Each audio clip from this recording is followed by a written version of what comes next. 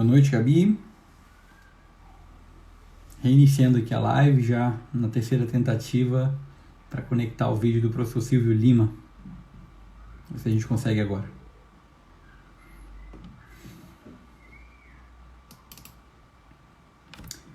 Silvão entrou. Vamos ver se agora vai.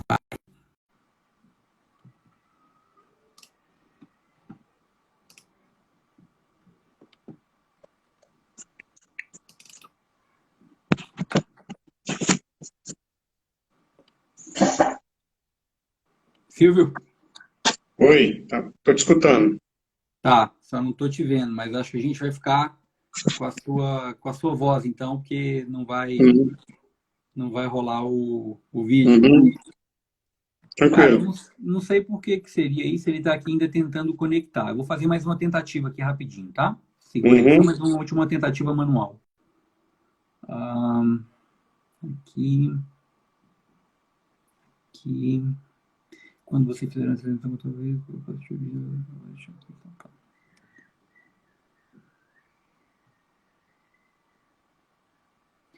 Tua câmera frontal. Boa noite, minha amiga do Direitos do Listante. Silvio, estou te ouvindo de novo. Sua câmera frontal está funcionando. Tira foto normal com ela. sim, tá funcionando. Lá na configuração do Instagram já foi. Bem, Já. então vamos seguir assim, meu amigo. Não tem problema nenhum. A gente se adapta e a gente segue o jogo como Chama, faz mais uma tentativa aí, só a vou última. fazer. Vou cancelar essa aqui então e vou te chamar de novo. Quiser dar mais uma olhada na configuração, vai lá no Instagram, vai no ajuste. No iPhone é ajuste e autorização. No Android, eu não lembro de cabeça qual é a melhor opção. Ó, você pediu para entrar aqui agora. Legal. Aguardando da Silva Lima. Silva Lima. Ok. Acho que Ok, não. professor Jonas com a gente aqui também. Cara, vamos então vamos no Bom. offline. A gente está com seu áudio, a gente consegue tocar também sem nenhum Uhum, problema e restrição. Faz parte, adaptação, acho que a gente não precisa de se apegar à uhum, figura. Até porque isso aqui vira um podcast depois, uhum. então o importante é a gente levar a mensagem clara para o nosso público. Então, professor Silvio, muito boa noite, seja bem-vindo ao Café Digital, um, um programa que a gente criou aqui após esse período de Covid para levar informação gratuitamente para outros servidores públicos que querem evoluir e crescer e certamente aproveitar um pouco do que do que os professores que estão participando podem oferecer de valor para essa rede.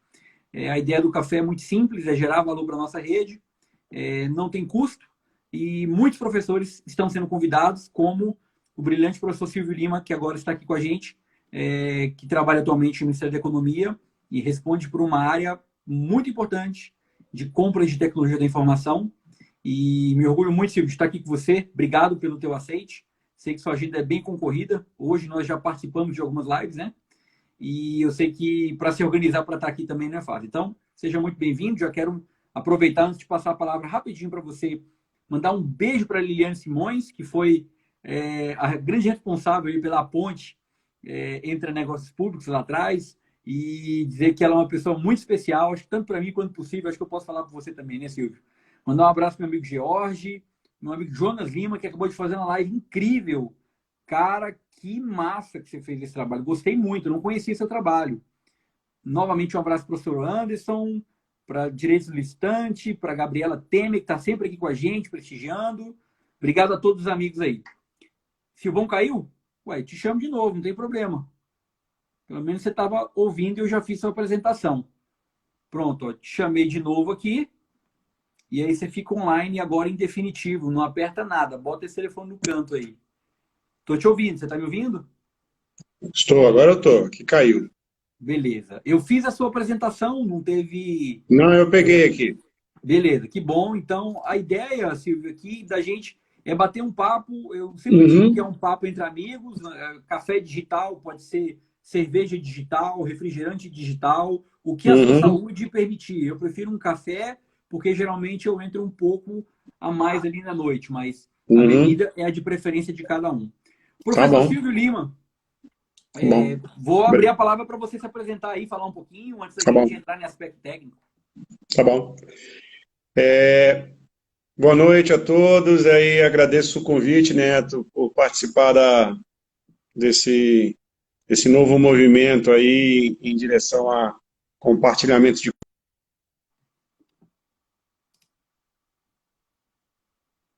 Silvio? Será que ele caiu? Silvão? Grande mestre Jossi. Acho que nós temos algum problema aqui com o Silvio. Estamos com problema com o Silvio. Eu vou pedir para ele, mudar aqui.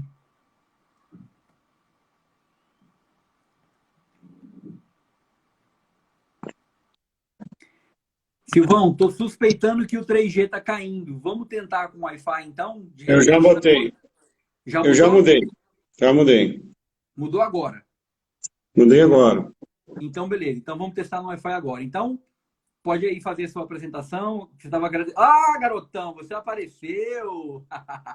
Tudo Agora bem? sim! Acho que era o 3G que tava ruim aqui.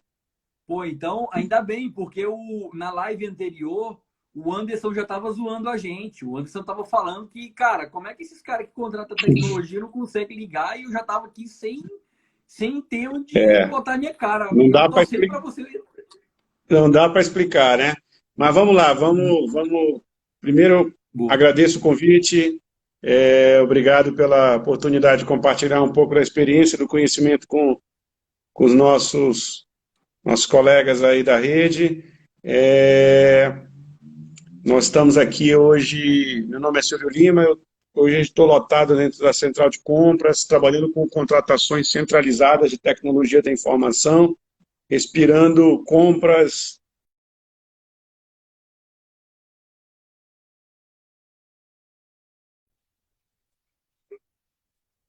oportunidades de trabalhar nesse ramo aí que a gente vem se dedicando há algum tempo, né? E estamos aqui para essa conversa, para trocar experiência, falar um pouco da nossa experiência, falar um pouco das nossas visões sobre os pain points, como você falou lá, os pontos de dor, os pontos que são mais críticos aí nessas contratações e passar um pouco da nossa visão, da nossa experiência, passar um pouco do como é que se acomoda dentro do ordenamento jurídico, como é que a gente trabalha com isso no dia a dia, que a gente vivencia esses desafios, né? E é isso, vamos lá, é uma conversa. Você conduz aí, eu vou complementar. É um bate-papo construtivo. Eu peguei esse tema Pain Points porque eu me recordo em um evento que um palestrante famoso falou que esse negócio é muito interessante, os Pain Points do assunto tal. E aí me veio essa ideia na cabeça. E, cara, você hoje é uma autoridade aí na parte de compras de tecnologia da informação. Certamente deve ter vivido, como você mesmo diz, né? Muitos abacaxis e pepinos aí na defesa. Não é um trabalho fácil. Agora é o seguinte, desde então, nós fizemos lives com professores, eu tenho tentado puxar esse assunto de compras de TI, mas, óbvio, dentro do meu conhecimento, né? Que é mais ali uma compra local, de um órgão, uma compra mais, vou chamar aqui de regional. Claro, também já fiz algumas compras grandes nacionais e participei, inclusive, de alguns projetos de compras compartilhadas. Aquele que foi um dos primeiros projetos de computadores, não sei se você lembra, que tinha 3 tipos de computador, foi um rolo e no final ninguém comprou nada e aí depois foi ajustado. Bem, eu tive essa experiência com compra compartilhada. E aí, vendo a posição que você está atuando hoje dos desafios dentro de compras de TI, eu queria perguntar para o professor Silvio, dentro da sua experiência, e você pode ficar bem à vontade para dissertar quantos exemplos quiser, nós temos aí 50 minutos de live. O que você entende que são os pontos críticos de dor? Ontem, eu e o professor Sandro Tomazelli listamos 10 pontos das contratações de TI. Para fomentar e a gente ligar uma coisa com a outra, Uhum. Eu queria até pedir autorização aqui para poder, deixa eu ver aqui se eu consigo resgatar. Eu consigo resgatar, está aqui na minha mão já. É, o que eu e o professor Sandro levantamos, até para a gente tentar pegar algum material diferente, tá? Tá bom, Nós tá listamos bom. aqui, ó, nas compras de TI. Isso foi um bate-bola. Primeiro, o professor Sandro destacou, pô, receber o fornecedor sozinho continua sendo uma prática que acontece, mas é um top risco. Eu citei a questão da autoconfiança. Às vezes o servidor acha que conhece do processo e aí ele ignora algumas etapas da regra do jogo. Aquele mesmo papo de subir um avião. Eu tenho que olhar sempre o checklist porque, às vezes, confiar demais pode dar problema. Depois foi falado da falta de tempo e justificativas, pressão pelo tempo que nós temos para entregar uma contratação. Eu falei Uhum. depois da verdade da contratação, que é aquela pesquisa profunda para mergulhar no problema, para que você possa, de fato, dar uma ideia no ETP, uma proposta de solução. Falamos de risco em focar a especificação e não falar com o mercado. Falamos do risco político, a falta de estrutura de governança, né, que às vezes afeta e atrapalha o desempenho das compras, reiterando, das compras ministeriais, de uma pasta sozinha, não estamos falando de compra compartilhada. Comunicação da equipe de planejamento falha, que atrapalha Uhum. também na parte de gestão. O risco de não saber encontrar risco, esse foi um top 10 também que a gente encontrou, e o risco de não cumprir os prazos acordados, principalmente aqueles relacionados à logística da entrega do bem. Então, às vezes, o cara pede para entregar em 30 dias, só que o bem chega em 60. E aí ele quer penalizar o Uhum. fornecedor porque, de certa forma, não foi observado isso. Bem, Uhum. com esse cenário, o que você vê de diferente, ou talvez até de igual, nas compras compartilhadas, que, na minha opinião, é uma outra conjuntura? Sim, vamos lá. Acho que antes de começar a traçar um paralelo entre essas compras ad hoc, individuais, e a compra centralizada, é bom dizer que eu já venho militando com esse negócio de compra centralizada desde 2008, quando nós fizemos a primeira grande contratação de telefonia para a Esplanada, né? E lá em 2008 a gente se perguntava por que que o governo pagava mais caro no minuto de chamada de ligação do que a padaria da esquina, do que o conjunto de farmácia. Isso aí fez com que a gente fosse para um modelo centralizado, e o primeiro objeto a ser centralizado, e sim, não foi em 2008, na realidade a centralização já é uma coisa muito antiga, desde 67, mas a retomada foi em 2007, 2008, com uma contratação para que a gente consiga fazer isso foi lá em 2008 com telefonia. Nós centralizamos e conseguimos dois grandes benefícios para isso. O primeiro benefício foi uma redução expressiva do valor do serviço, e o segundo benefício foi a desoneração dos processos administrativos nas pontas. Esse é o impacto, os dois grandes impactos que a centralização de compra traz: padronização, ganho por volume, por escala, que é expressivo, e desoneração processual de gente trabalhando em cima dos processos. Sobre esses outros paralelos que eu trouxe de um processo comum, a gente tem muita coincidência com eles, com o que a gente avalia dentro de um processo. Mas eu consigo dizer para vocês que as compras centralizadas, elas têm características que a tornam diferente. Quando você compra sendo de forma centralizada, ela... só um instantinho, Neto, que está tocando meu telefone aqui, perdão. Quando você Pode compra de atender forma aí, a gente espera. centralizada, você está comprando não com uma demanda muito específica, né?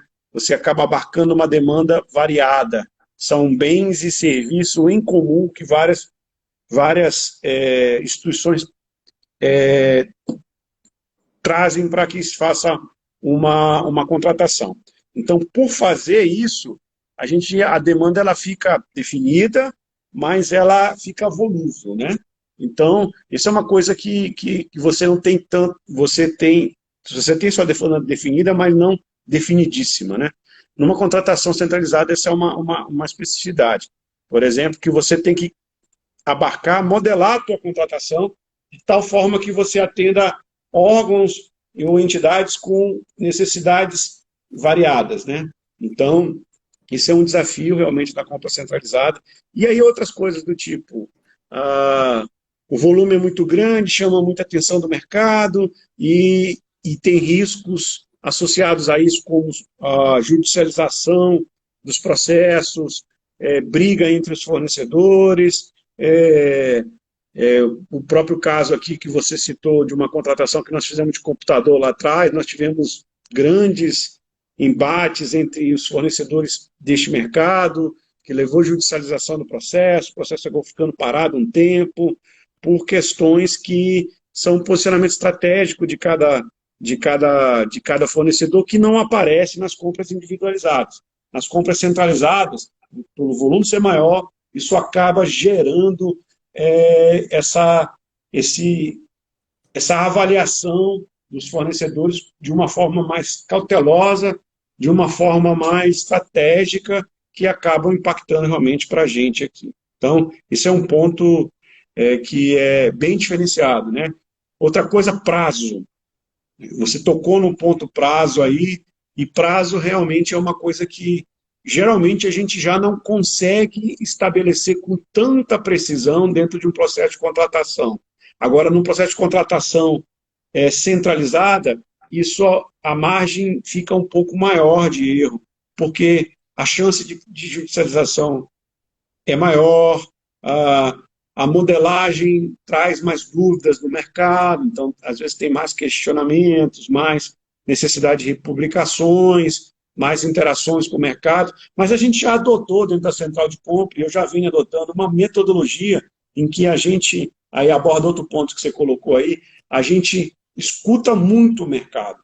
A gente não sai com uma contratação sem ter interagido bastante com o mercado, sem ter recebido os principais players, os principais fornecedores, mostrado para eles o que a gente quer fazer, deixando que eles tragam os pontos que eles consideram importantes, fazendo os devidos filtros quando a gente acha que é necessário, né? Então, essa questão de dosar a mão, de como escrever, como modelar as contratações, de tal sorte que não haja restrição, de tal sorte que a restrição você consiga ter competitividade e, ao mesmo tempo, fazer que tenha interesse de vários fornecedores para a contratação centralizada, que ela atinja seu objetivo de,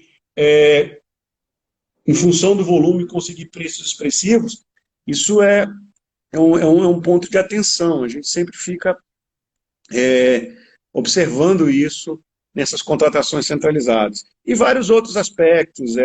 A gente tem um cuidado todo especial na instrução processual, porque a gente não está respondendo por um órgão único, a gente responde, às vezes, por 200, 300, 400 OASGs comprando junto com a gente, entendeu? Então, a instrução processual, ela tem que ser robusta, ela tem que ser bem explicada, ela tem que ser detalhada, ela traz um nível de estudo, de esforço bem compatível com uma contratação centralizada. É claro que a gente vai, conforme a complexidade da contratação, ter um nível, um aprofundamento muito maior quando a gente trabalha esses pontos. E mesmo dentro das contratações centralizadas, você tem níveis de complexidade muito grande. Vou dar um exemplo. Aqui, por exemplo, a gente tem contratações de software em que é muito bem definido o que você quer, e contratação de serviço, por exemplo, um serviço de nuvem, em que o mercado tem uma forma muito variada de prestar o serviço, e você tem que modelar isso de forma a permitir que todos participem, e de forma a usar um padrão de mercado, combinando com o mercado, no sentido de não estar criando uma jabuticaba, né? Eu estou criando uma contratação que o mercado atende, que sem deixar de ter a independência da administração, e que a gente consiga atender os órgãos públicos da administração, notadamente da Administração Pública Federal, de uma forma adequada, com um preço bom, em função do volume, e com segurança para quem vai fazer isso.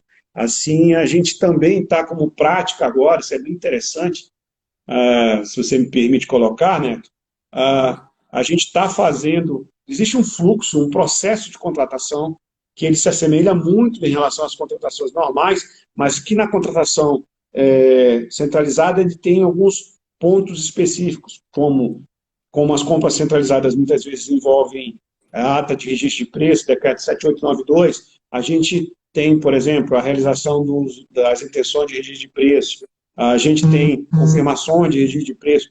Então, a gente tem algumas etapas que a gente não teria dentro de uma contratação ad hoc, mas que são super importantes, porque a gente precisa confirmar a demanda do cara para ver se aquela demanda é correta mesmo, ver se não tem distorção.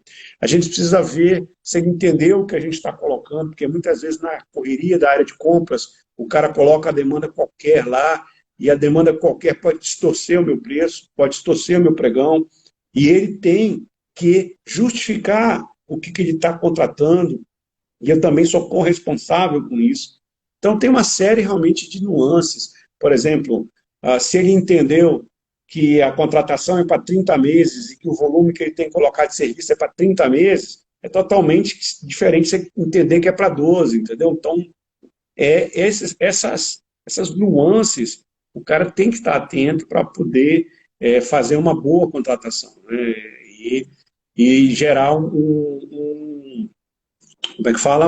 Agregar um valor para o seu órgão, né?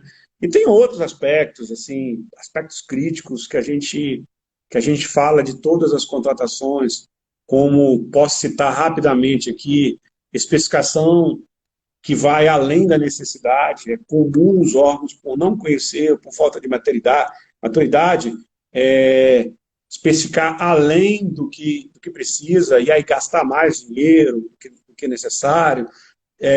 Aí é comum acontecer também você ter dificuldades em comprovar um serviço, um equipamento na área de TI atende aquilo, e a equipe técnica não tem especialista naquilo, então a gente tem que ficar atento a isso, e aí leva a gente para o ponto da maturidade das equipes, de conhecimento técnico da equipe. Eu brinco sempre, né, que contratação pública depende muito do IBC, né?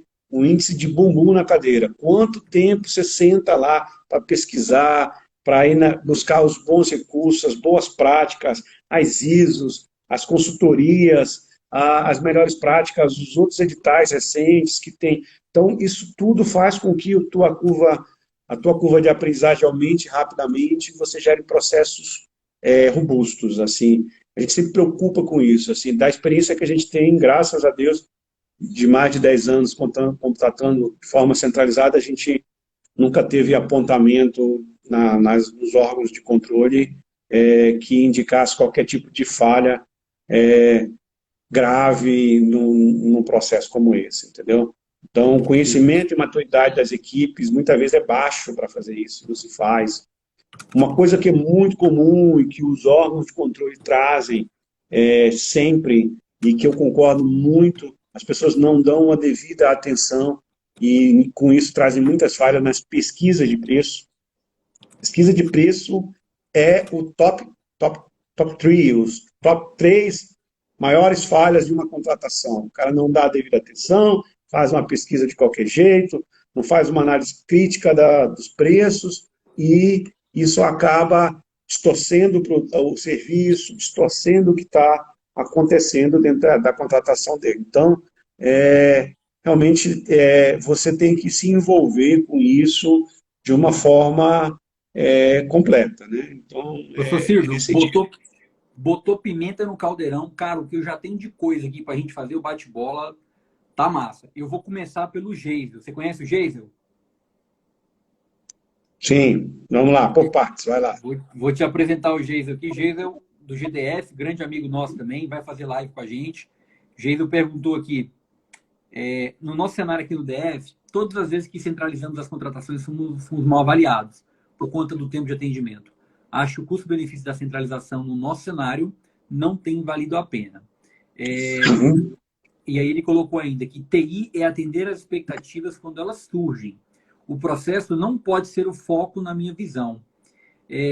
Silvio, esse dilema que o Geisel colocou, cara, eu fico até com receio de tocar numa outra agenda para misturar mais ainda, mas vamos tratar essa aqui então. Como é que você entende, cara? Porque qual é o limiar aqui?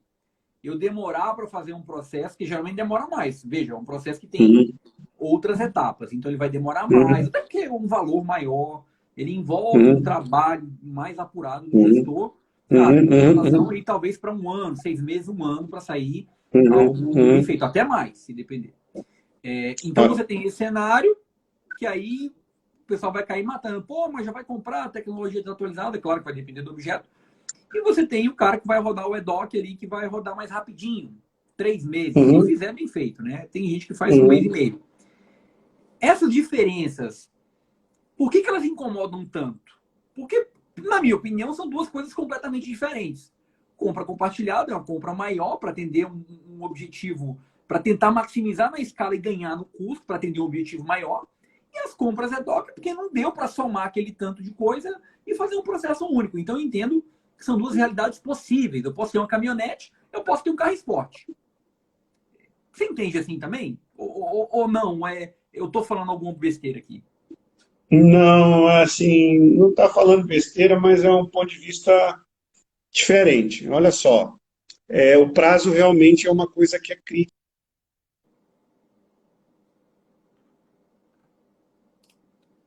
Silvão? Silvio? Hello? Será que o Silvio voltou? Pessoal, vocês estão me ouvindo? Ou estão ouvindo o Silvio? Se eu não ver nada escrito aqui é porque eu caí. Alô?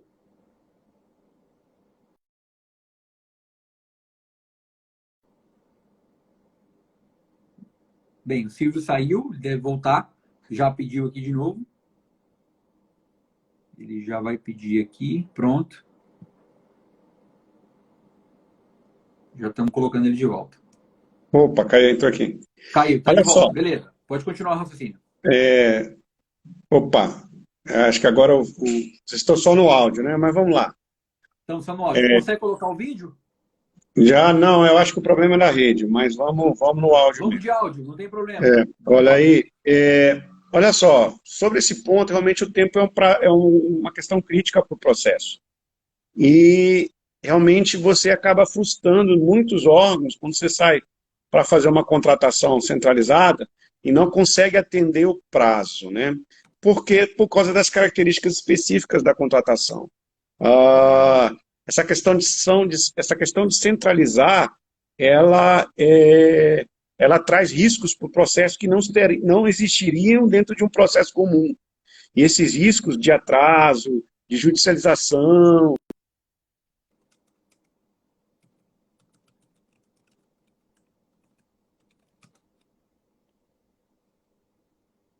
Fala, Siqueira, tudo bem? Silvão, parece que caiu de novo.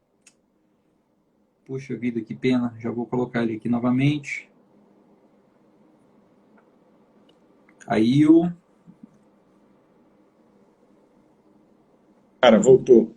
Voltou, Silvio. Então vamos lá. Você estava falando que tem os riscos de judicialização, né? Com compras compartilhadas. Isso. E aí, cara, acaba realmente frustrando quem está na ponta. Mas o que acaba acontecendo? Eu sempre falo para quem vai fazer compra compartilhada com a gente que tenha o seu plano B. O que é ter o plano B? Trabalhem com outras possibilidades. Porque pode ser que a compra realmente seja frustrada, pode ser que ela vá além do exercício. E isso é muito crítico, né? Porque geralmente o orçamento está para o exercício, né? E isso depende de cada contratação, sabia, Neto? Da experiência que eu tenho, depende de cada contratação. Sabe por quê? Porque se você for rodar um processo pela primeira vez, Puxa vida, o Silvão caiu de novo. Pessoal, peço desculpas aí pelos problemas de conexão. A gente vai tentar manter o debate mesmo com essa falha de conexão, tá? Gabi, já vou responder aí o teu questionamento. Que, aliás, é bem relevante aqui para nossa discussão. Oi, cara. Oi, cara, eu falei, pessoal, eu vou te conectando. Você está com problema de rede, à medida que você vai caindo, eu vou. Ó, o pessoal está dizendo que outras lives também estão acontecendo. Mas a gente vai conectando. Vamos tentar compactar a ideia, porque a gente consegue passar a mensagem. Vamos lá. Tá. Então, assim, como eu estava te falando, Neto, é, essa questão De novo. Eu tenho uma ideia. Pessoal, telefone, eu vou colocar ele no Viva Voz. A gente vai dar um jeito aqui, tá? Cris! Oi, cara. Melissa! Oi, Silvio. Silvio, vou acionar um plano B aqui. Eu vou pegar um telefone para te ligar, só um minuto. Tá bom. Pode falando, pessoal, pode falando. Ok. Não, como eu estava dizendo, depende de cada contratação. Se você já vai fazer a contratação pela primeira vez e existe uma complexidade, a modelagem da contratação ainda vai ser testada. E com o teste dessa modelagem, isso pode, como é que eu diria, fazer com que o seu processo vá além do tempo do que você espera, né? Agora, se você já fez isso uma, duas vezes, três vezes, a modelagem acaba ficando madura e você consegue ganhar celeridade nos processos. Então, a primeira vez que a gente fez a contratação de telefonia, ela foi realmente muito mais lenta. E com o passar do tempo, você...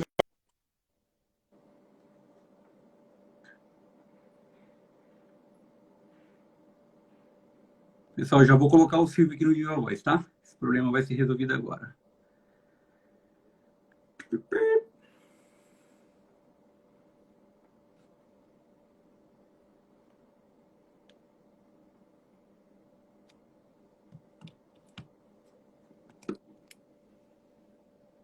Deixa ele entrar aqui. A gente vai manter a nossa live. Vamos dar um jeito. Foi, né? Silvão, Foi, né? só um minutinho que eu vou te ligar no seu telefone. Pode sair da live. Aliás, fica na live, se a conexão cai, eu vou te ligar, você atende, tá?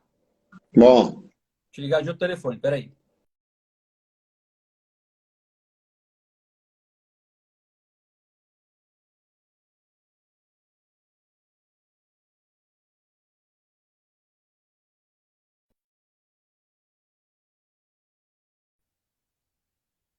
Oi, tô te vendo aí. Beleza. Nós vamos fazer o seguinte agora. Agora que a gente tá vendo o vídeo aqui, vamos tentar. Já tô com seu telefone aqui, final 8585, né? Tá. Então, vamos deixar aqui. Você põe o áudio aí, né? Isso, eu ponho o áudio aqui. Então vamos seguir em frente. Aí, como eu estou falando, conforme a maturidade da contratação, você acaba tendo mais ou menos celeridade para fazer o processo. Mas cada contratação é única. Como eu disse, eu recomendo que se tenha um plano B para contratação centralizada. Porque a chance de ter algum tipo de judicialização, especialmente se o volume de valores cresce muito, se o volume de serviço cresce demais, as empresas começam a se digladiar e aí isso gera consequências, riscos para a situação como um todo, tá? Mas esse é um ponto realmente que a gente... Mas assim, quando a contratação dá certo, poxa, você consegue resultados expressivos. Eu vou dar um exemplo para você disso. Nos últimos 5 anos, nós fizemos... o secretário Cristiano me pediu que levantasse os números para ele, que ele ia dar uma entrevista para um portal... olha, a minha sobrinha está aqui, Marina Cruxem. Beijo, querida. Opa, boa noite, Marina. Ele me pediu que eu levantasse as informações sobre as contratações centralizadas. Aí nós pegamos 5 processos. Telefonias, switch, equipamentos de roteamento, nós pegamos ativos de segurança, nós pegamos nuvem e em algum outro que eu não estou lembrando agora. Para você ter uma ideia, esses processos como um todo tiveram redução de valor de 500 milhões de reais, quando você pega tudo. Então, a redução ela é expressiva. Eu falei, mas vocês erraram a pesquisa de preço. Não, a gente é muito rigoroso com pesquisa de preço. Por exemplo, eu posso citar um exemplo que nós fizemos aí de ativo de segurança, em que a contratação foi estimada em 192 milhões de reais, ela fechou por 59 milhões de reais, e nós tínhamos várias propostas, acima de 250, 300 milhões de reais, as cotações que a gente fez com os fabricantes. Teve até fabricante, líder de mercado, que apresentou uma proposta de 450 milhões de reais. Então, para você ver como o potencial de redução é expressivo. Quando você consegue uma contratação centralizada e você consegue uma competição realmente expressiva. Dentro desse processo que eu estou te contando, que nós fizemos, nós tivemos um órgão que fez adesão à ata de registro de preço desse processo, que ele comprou o mesmo equipamento, o órgão eu posso até falar, é o Ministério das Relações Exteriores. Ele comprou o mesmo equipamento que estava na nossa ata por metade do preço do que ele compraria lá fora, nos Estados Unidos, para atender a embaixada e alguns pontos dele. Uhum. E sendo que o mesmo part number, mesmo equipamento. O equipamento ficou metade do preço em real. Tá? Então, usando o dólar da época, 3,80, usando todo o processo de internalização, então ficou metade do preço. Sendo que o equipamento lá tinha uma garantia de atualização de 36 meses. O nosso equipamento tinha uma atualização de 60 meses. Então, para você ver, os ganhos são expressivos na centralização. Nós já tivemos, por exemplo, em telefonia, nós tivemos cotações de preço de minuto de centavos, de décimos de centavos de preço, coisa que você não conseguia alcançar, entendeu? Sim, os ganhos de escala, eles são expressivos. Excelente. Isso, então, mostra, assim, para mim está respondido, tá, Silvio? Me parece que os dois modelos são importantes. Um não exclui o outro. Uma discussão que eu ouvi recentemente é que, as compras compartilhadas, a Gabi colocou isso aqui com muita sabedoria. Olha só, professor, olhando pelo lado do privado, o embate é muito grande, porque entendemos que o vencedor do certame será o detentor do organismo federal inteiro na venda. Os fornecedores não gostam e acabam tendo um embate no processo. O que ela está querendo dizer aqui, obviamente, é que quando você tem uma contratação muito grande, de valor de alto vulto, e ganha eu estou entendendo que, na verdade, isso quebra toda uma cadeia de produção, porque não amplia a competitividade. Não é bem assim, não. Assim, eu sempre falo para os fornecedores que o governo é muito grande. Ele compra da ordem de 60 bilhões de reais por ano ou mais. Quando a gente faz uma licitação centralizada, a gente não centraliza tudo. Impossível centralizar tudo. Então, o medo que os fornecedores têm de que a gente inviabilize o mercado por um certo tempo, ele é relativizado porque as contratações são recorrentes, repetem, tem ciclo de vida. Por exemplo, essa contratação de telefonia, nós já fizemos ela 5 vezes, entendeu? As outras contratações, assim, sempre tem demanda e sempre tem gente comprando, porque isso é commodity, isso está sempre sendo demandado. E assim, eu sempre falo, eu digo que eu gosto de contratações grandes, mas eu não gosto de contratações muito enormes demais, porque elas acabam trazendo essa sensação de que o mercado está fechado, ninguém vai comprar mas por um tempo, não. Assim, tem, realmente. Aí a Gabriela está falando que 400 usuários, que mas às vezes é fragmentado mesmo, as demandas são pequenas, entendeu? Tem gente com demanda pequena, tem gente com demanda média, tem gente com demanda grande, tem gente com demanda de todo tamanho. Mas, assim, o governo não pode se furtar a essa possibilidade de centralização de compra, os benefícios que isso traz. E eu sempre digo para os fornecedores, é o receio deles, mas eu vou perder mercado. Não, vai lá, faz seu melhor preço, porque essa contratação ela vai voltar a ocorrer daqui a pouco. O governo sempre está comprando, o governo sempre está comprando coisas que são commodities, serviços, sempre comprando equipamentos, sempre comprando várias e várias vezes. Como eu falei, o governo e em especial o governo federal, é um dos principais compradores do governo, do mercado brasileiro. Aí a Gabi complementou aqui que geralmente quando isso acontece, os fornecedores acabam Tumulto, tumultuando o processo. O que eu acho tumultua, não importante tem... falar disso? Isso é bem verdade. Tem fornecedor que só vai para embolar o meio de campo. Eu entendo assim, eu Uhum, queria deixar muito claro isso, Silvio, porque eu já participei de alguns processos e devo participar de mais outros agora. Cara, é porque tem uma questão de conveniência. Se for para juntar um lote inteiro de WASGs, é porque vai facilitar o processo. Eu tenho certeza, assim, que, assim, muito difícil uma decisão ser tomada para uhum, poder monopolizar o mercado e favorecer um fornecedor numa compra grande, porque são muitas etapas para cumprir o processo. Óbvio que nada é imune, a gente tenta é. seguir o processo, mas Não, o mas vírus está aí para dificultar essa, essa. essa preocupação ela é dos fornecedores, né, também dos órgãos de controle, e ela é pertinente, bem-vinda.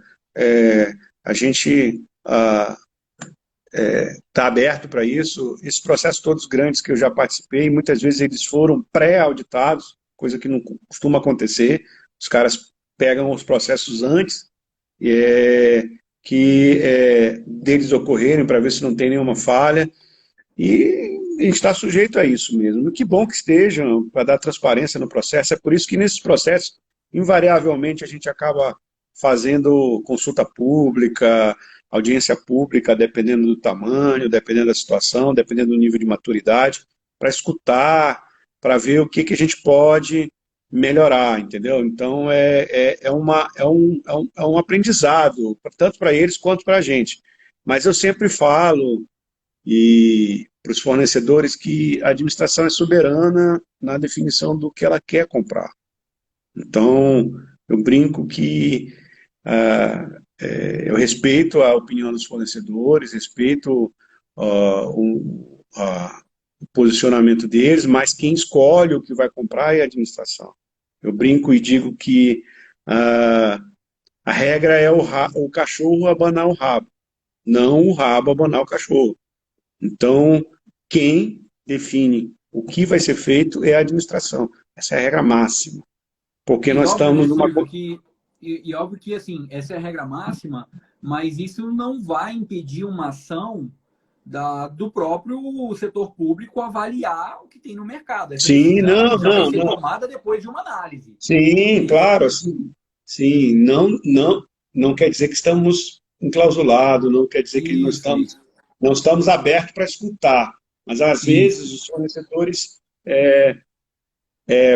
ultrapassam os limites do razoável, mesmo a gente explicando para eles, olha, não vou fazer isso agora, não vou fazer desse jeito, por isso, por isso, por isso, por aquilo outro, por tal qual dificuldade operacional, porque isso vai significar um impacto XPTO dentro da administração, e eles não se resignam com a contratação, né? Com as Uhum. explicações, com as fundamentações, com as justificativas. E aí a gente acaba tendo esse tipo de posicionamento, mas assim, com o tempo se vai aprendendo. E realmente a gente aparece uns fornecedores aí, a gente respeita muito, escuta muito eles, tem todas as classes de fornecedores, tem fornecedores e empresas bem louváveis, com posturas muito corretas, com posturas construtivas, com posturas construtivas, com posturas que agregam para o processo, sem desnaturar a contratação como um todo, mas tem fornecedor que, por exemplo, questiona por que a gente não avaliou uma solução de software livre, sendo que a solução que a gente está buscando não envolve de uma única forma um software livre. Ela é um appliance, ela é uma coisa fechada, uma solução integrada de hardware e software, entendeu? É complexo isso aí. A gente vai toreando e faz parte do processo. Você vai respondendo, eles fazem questionamentos, a gente responde, os que menos designados vão ao TCU e fazem representações, e aí a gente, enquanto administração, vai lá e responde essas representações, tudo dentro da legalidade do jogo, Muito de bom, forma Silvão. transparente, de forma correta. A gente se preocupa, se pauta muito com isso, porque a gente sabe que um processo como esse vai ser auditado, vai ser olhado, ele está aberto ao escrutínio, e nessa linha nós estamos adotando até uma postura de transparência ativa na central. O que a gente está começando a fazer nos nossos processos? Quando a gente parte para fazer um IRP, a gente coloca o TR junto e está disponibilizando, começando a disponibilizar os artefatos para que quem quiser contratar observe como foi feito o trabalho, use um pouco das informações que está lá e adapte para a sua realidade, avaliando aquilo que foi feito diante da realidade deles, ou seja, vai fazer um ETP? Sim, nós fizemos um ETP para um processo de centralização. O cara vai usar um pouco do ETP que foi feito pela central, olhar para a realidade dele, adaptar para a realidade dele, verificar se é viável, responder as questões que estão lá dentro colocadas na norma, colocadas nas boas práticas de compra, e aí ele segue. Então, a gente está com esse processo transparente ativo, atendendo já o que a Disposição Normativa 01 de 2019 trazia, né? Então, a gente está nessa linha. Mas como a Gabriela falou aqui, empresas corretas sabem o momento de não forçar a barra, né? Sabem o momento de dizer, olha, daqui para cá é juízo da administração, daqui para cá é juízo comercial meu, enquanto empresa. Ou seja, o processo ele tem que ser público e aberto a todos, escutamos todos, temos como prática preliminar as elaborações de planejamento da contratação, escutar os principais players, as principais empresas, escutar. Geralmente a gente faz com base nos editais anteriores. E aí, o que não foi bom, o que pode melhorar, o que pode aperfeiçoar nesse processo, o que a gente pode melhorar sempre. E avalia, a equipe técnica avalia, a autogestão participa desse processo de avaliação e a gente toma uma decisão que, via de regra, ela não é monocrática, não é do Silvio, ela é da equipe, envolvendo a autogestão, principalmente as decisões críticas, ela é colegiada, né? Então, porque num processo como esse, ela dificilmente vai ser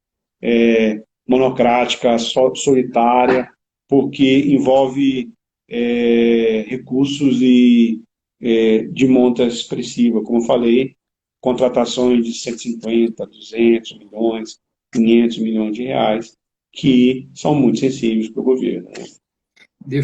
Nós temos 10 minutos aqui para o nosso encerramento. Durante a tua fala, eu fiz várias anotações que eu queria fazer uma pequena contribuição aqui com a nossa comunidade de outras percepções e, obviamente, toda essa passagem que você fez já serviu de insight para a gente trazer mais questões aqui, né? Então, você falou aqui da gente escutar muito o mercado e a gente está de acordo com isso. Me parece que existem dois universos aí, das contratações grandes e pequenas, que precisam ser respeitados, uma não exclui a outra. Combinar com o mercado para não criar uma jabuticaba e não ter um Frankenstein também é relevante. Eu me lembrei, Silvio, da contratação de computadores, que o pulo do gato foi a métrica. O pessoal colocou a métrica, eu não sei se você lembra daquela briga do PCMark, do Sismark, e Lembro, aí lembro os dessa. caras chegaram a entrar, de maneira bem resumida, porque senão a gente não vai conseguir fechar. Mas só para dar uma palhinha, os caras conseguiram entrar nos critérios de pontuação do software para poder dizer qual que era o melhor processador e tal. Então, assim, quando o fabricante quer ir, cara, ele vai no pelo do ovo para poder mostrar que o dele é melhor. Então, tudo É, pode ser melhor, é, depende do ponto de vista, é. Na verdade, é né? puxar a sardinha para um lado e para o outro, né? A gente tem que ter muito cuidado com isso, para não ser tendencioso para A ou para B, né? A gente sempre procura, é, procura ser o mais isonômico nos processos Possível. possível para dar Isso, oportunidade para todos, né? E isso. E aí você se falou você me também der aqui uma de uma. oportunidade aqui, eu queria falar um último gancho aqui, que Vamos eu acho que lá. é super importante. Uma coisa que a gente observa, e aí falando de contratação como uma forma geral, é que as equipes de contratação, elas têm falhas e falhas de maturidade e falhas de conhecimento mesmo, às vezes do objeto e muitas vezes do processo de contratação. Então, se você está envolvido com contratação, você tem que conhecer bem a norma, você tem que conhecer bem a jurisprudência, você tem que conhecer bem a lei, você tem que dominar esse assunto para que não haja questionamentos dessa natureza. E ainda, o desafio é maior ainda, você tem que conhecer bem do objeto, né? Para poder tomar as decisões da modelagem. Como é que eu modelo isso aqui para ser competitivo? Como é que eu modelo essa contratação para trazer, atender a minha necessidade?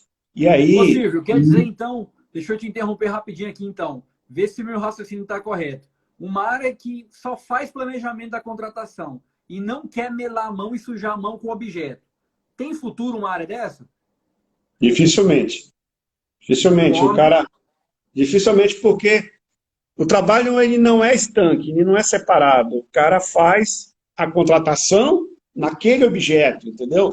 E é totalmente diferente, por exemplo, contratar um equipamento do que contratar um serviço.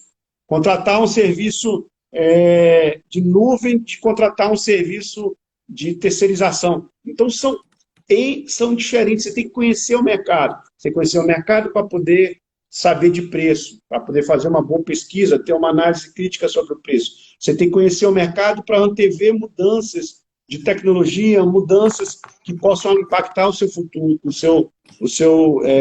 a sua contratação. Então, você tem que conhecer o mercado e conhecer de contratação. E, o gancho que eu queria dizer, esses conhecimentos, eles são parcos, às vezes. E, por isso, a instrução processual ela é falha. Ela deixa pontos para que sejam questionados por órgão de controle ou por fornecedores mal intencionados. Então, nesse sentido, aqui eu faço 2 pontos. O primeiro ponto é busque treinamento, busque especialização, faça cursos, porque nesses momentos, tenha momentos de capacitação, porque nesse momento você vai ter condições de trocar experiência, você vai ter condições de acelerar sua curva de maturidade para enfrentar processos mais complexos. Você vai ter condições de, principalmente o que eu vou falar agora, ó, você vai ter condições de ter conhecimento, mas só ter conhecimento não basta. Você vai ter condições de ter conhecimento e aplicar o conhecimento. Então, na prática, você precisa aplicar conhecimento. O colega está falando aqui que aparece sempre uma coisa nova. E é verdade. O que eu vejo muitos meus alunos pedem para mim, mas professor, como é que eu faço? Me dá a receita de bolo. Eu falei, não tem receita de bolo. Você tem que ter a capacidade de ter o conhecimento e aplicar o conhecimento na tua contratação. Aplicar o teu conhecimento no que você está buscando, porque o conhecimento aplicado é a melhor coisa que existe para a tua realidade. Então, Pega essa busque resposta, essa treinamento. pergunta do Geisel aí. Uhum. Qual? Há problemas quando o executor não participa do planejamento da contratação? Como o Silvio vê isso? Claro que tem problema. A gente precisa, o cara que está na execução é que tem as dores do dia a dia.